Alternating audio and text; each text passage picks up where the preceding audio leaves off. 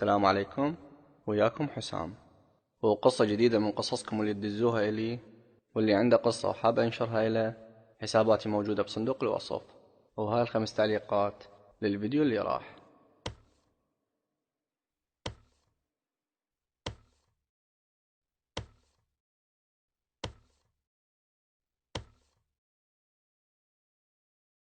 نرجع للقصة. تقول اسمي المستعار هو رهث، أنا من الحلة، عمري 24 سنة، وقصتي ويا شخص اسمه حسين. تقولوا بصراحة ما أعرف شنو أقول عنه، وما أعرف شلون أوصفه، بس من خلال قصتي راح تعرفون. تقول هو اسمه حسين، عمره 27 سنة، وبدت قصتي وياه صار أكثر من 2 سنين. تقول احنا نداوم سوا وحبينا بعض هواي، وإجا تقدم لي وكانت نيته صافية، والشخص واضح وياي من البداية. تقول فرحت هواي بيه، وفرحت متى نوصف بوجوده بحياتي، ومن لما دخل حياتي حسيت انه أنا صدق محظوظة. تقول بالبداية أهلي تقبلوا الموضوع، وبديت بمخيلتي أرسم بريشة وألوان وردية حياتي وياه، بس بعدين اتغير كل شي. أهلي غيروا رأيهم لأن كانوا مقتنعين بغير شخص ويردوني أوافق بيه. تقول حكيت وبكيت وسويت كل شي في سبيل يقتنعون، بس ما فاد. وصار هذا الشخص اللي مقتنعين بيه أهلي يجي للدوام. تقول أنا كلش خفت لا تصير مشكلة كبيرة وأخسر الشخص اللي ما أقدر أتخيل حياتي بدونه. تقول هذا الشخص الثاني وقفني بالطريق أكثر من مرة، يريد يحكي وياي، بس ما انطيته فرصة يحكي، وما ضمت على حسين هذا الشي. وحسين عمره ما سمعني كلمة مو حلوة، وكان واقف وياي بكل شي، هو سندي الحقيقي. تقول لدرجة انه اروح ابكي من ضغط اهلي علي واشكي له، لان احس اقرب من روحه الي. تقول فكنت احكي له كل شي، واللي مطمني انه هو كان دائما يسمعني، ودائما يقول لي انا اعرفك شنو انتي، وعندي ثقة عمياء بيج. تقول واني كنت دائما اتجنب التصرفات اللي الضوجة وما اسويها ابد، واحلف بغلطه عندي ما اخني ثقته بيا لهاي اللحظة.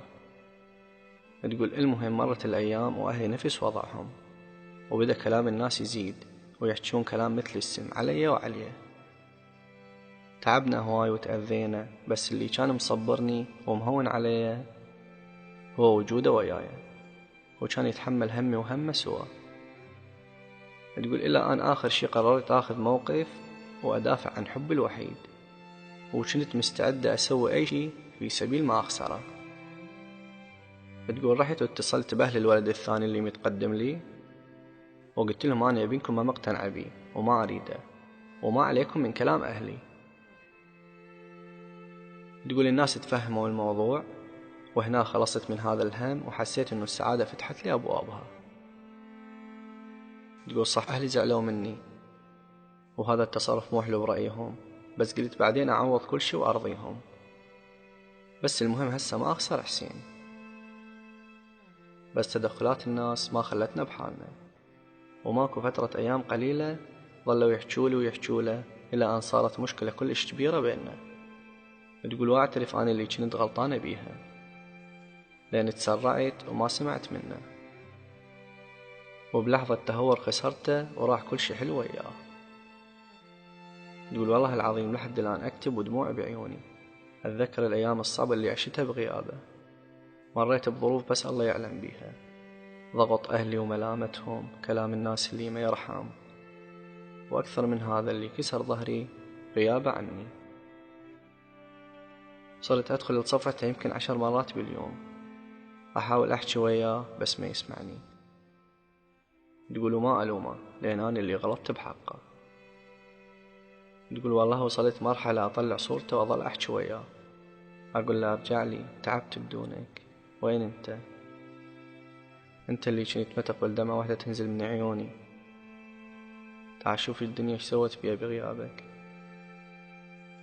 تقول وهواي تقدموا لي بعده، بس والله أحس عيوني ما تشوف غيره، ولا أقدر أتقبل أي إنسان بحياتي، لأن عقلي وقلبي وروحي يمه. تقول وكانت دعواتي ما تفارقه لحظة بلحظة وبكل وقت وبكل يوم على سجادة صلاتي دعائي واحد: يا رب توفقه وتحمي وتسهل أموره وأشوفه بأعلى المراتب وتكتب لنا أنه نكمل حياتنا سوا يا رب. تقول ظليت هواي أسمع حكي أنه ما يحبك ما يريدك، بس كنت مؤمنة أنه أنا بس اللي أعرفه صدق، وحتى إذا هو سيء فأنا أحبه مثل ما هو. تقول وبوقتها نشرت منشور على الفيسبوك كتبت: سأقف معك حين يظن الجميع بأنك سيء، وسأقول بأنك تخصني بكل سيئاتك. تقول رغم أنه لغت صداقة الفيس بسبب المشكلة وأدري ما يشوف شنو أكتب له وأنشر له، بس كل كلمة وكل حرف كنت أنشره كنت قصده هو وبس. تقول صحيح هذا الشي ما يغير وضعنا، بس أحبه وخلاص. وظليت على هذا الحال تقريبا 4 أشهر، وهذا الحكي يوميا أشوفه بالدوام وأحس قلبي يتقطع. ليش الكل يقدر يحكي وياك وأني لا؟ رغم أني أحبك أكثر منهم وما أقدر بدونك. تقول إلى أن إجا عيد ميلادي وراسلني. تقول لحد الآن أتذكر الوقت، كانت الساعة 11:31 ضبط بالليل، وبوقتها كنت أريد أنام ومأيسة إنه يحاكيني. يقول بس من شفت الرسالة ما أعرف أوصف إحساسي بوقتها، بحيث والله رجعت شفت الاسم وركزت بيه، خاف أني أتخيل. تقول حسيت قلبي يدق بسرعة ويدي ترجف من فرحتي، وبدون تفكير اتصلت بيه وبسرعة رد علي. تقول هو يحكي وأنا أبكي. تقول أبكي لأن مشتاق لحكاياته، وبنفس الوقت أبكي لأن خايفة ترجع الدنيا تحرمني منه. تقول في الأيام السوداء اللي شفتها اتدهورت حالتي وتمرضت وما حكيت لأي أحد، ورحت الطبيب ووصف لي علاج وظليت على العلاج 2 تقريبا، بس ما تغير كل شيء. وقال الطبيب إنه السبب حالة نفسية، وإذا ما تتحكمين بنفسيتك وتغيرين وضعك ما راح أقدر أساعدك بشي ولا راح يستجيب جسمك للعلاج.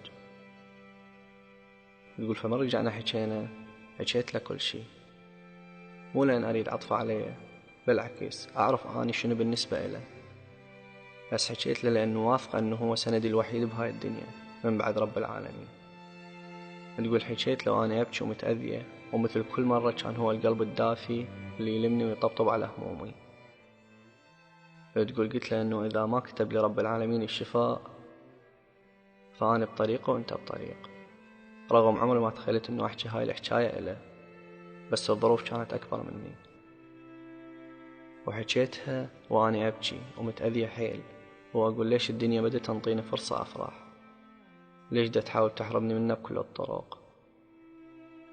تقول بس موقفه كان يرفع الراس، وقف وياي بكل تفاصيل علاجي، والطبيب اللي متابع حالتي بشرني بكل خير.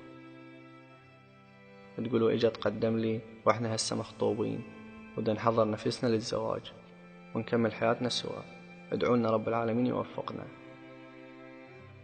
تقول واللي تعلمته من اللي صار وياي إنه ما أسمح لأي شخص يتدخل بحياتي، لأن ما حد يعرف الظروف الحقيقية غير اللي عايشها، لذلك حتى فرحتي بيه ما حكيتها لأي شخص يعرفني. وأنا مؤمنة إيمان كامل إنه الناس إذا عرفوا شي يخربوه، لذلك دائما خلوا سعادتكم بقلوبكم وعيشوها أنتوا وبس. وتعلمت إنه الظروف الصعبة هي اللي تكشف المعدن الحقيقي للإنسان، ومو كل شخص يطلع قدها ولا كل شخص يساندنا. أتمنى الخير للجميع، ورب يرزقكم بشخص يستاهلكم ويسعدكم. هنا تنتهي القصة، والله يوفقكم ويتمم لكم على خير يا رهف وحسين. أشوفكم بقصص جديدة إن شاء الله. مع السلامة.